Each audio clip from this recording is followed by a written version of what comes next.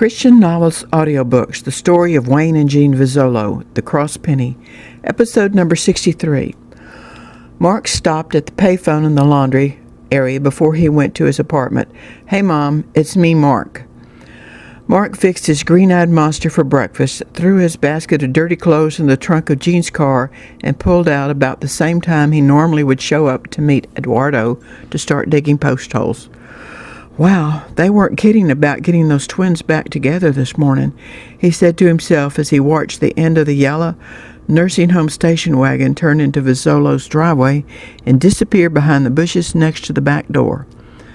I wonder what's going to happen to them. If it was just the guy, I'm pretty certain he would live in the bunkhouse with the others, but his sister makes it a totally different story. My heart sure goes out to both of them. When he turned in the drive at home, he parked next to his mom's car. He immediately went next door and knocked. "Mrs. Bell? Mrs. Bell, it's me, Mark." "I see that." She hugged him and laughed. "I promise I won't call the cops on you today. That's why I came over here first. I'll see you later." "Okay, dear." Mark grabbed his dirty laundry out of the trunk and went inside. "Wow, Mom, what you got cooking? It smells great." "I put some soup in the crock pot early this morning. It'll be ready when we get home. I'm glad you said you would go to church with me this morning. I'm not working any Saturdays or Sundays anymore and no overtime, so I'm able to go back to my country church. I missed you, and Mrs. V told me to take her car and come spend the day with you, so here I am. Have you been to church at all since you left?"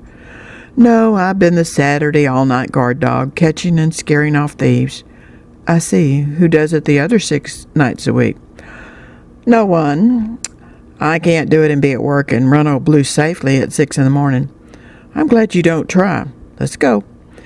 They caught up on the 30-minute drive to the country church where he grew up. It was familiar, yet, oddly, when he first walked inside, he felt like a visitor. They sat on the same pew he had known so many years ago, but there was a different pastor. Before the singing started, the pastor came down to that pew, but at the other end, and whispered something that he had written down to the person at the other end. He then came to the end of the pew where Mark sat and asked him to write whatever was told to him, and he would ask for it later. The first person then whispered something to the next person. By the time the message got down the pew to Mark, the singing had started. His mom whispered in his ear, and he wrote down on the piece of paper the pastor gave him what she said, although it didn't make much sense to him.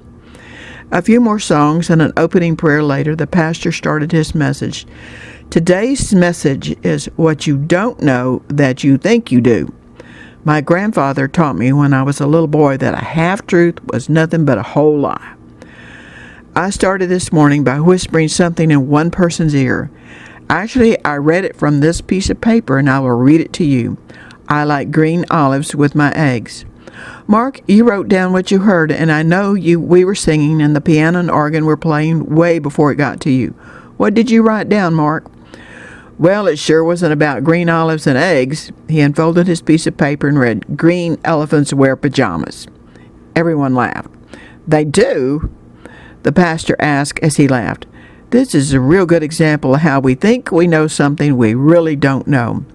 Well, the color green was right, but the rest was not. The whole truth and nothing but the truth, so help you God."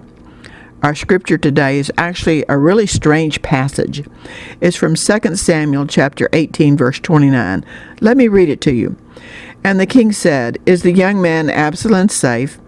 And Ahisamach answered, 'When Joab sent the king's servant and me, thy servant, I saw a great tumult, but I know not what it was.'" Now let's turn to Proverbs chapter 18, verse 13. "He that answereth a matter before he heareth it, it is folly and shame unto him." And one more in John chapter 7, verse 51. "Doth our law judge any man before it hear him and know what he doeth?"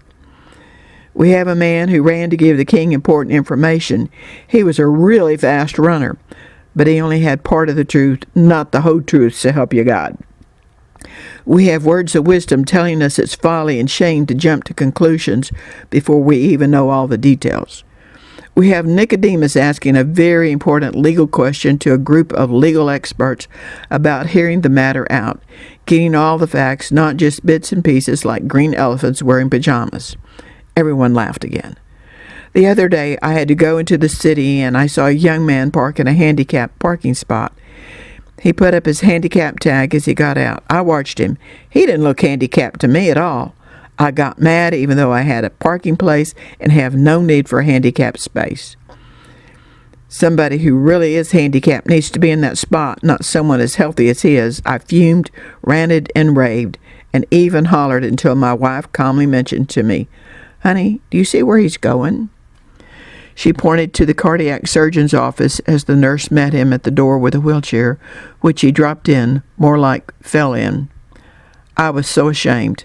My assumption about this young man was wrong, and it made me ashamed. It revealed way more about what's going on inside my heart than it possibly could about what's going on in his physical heart.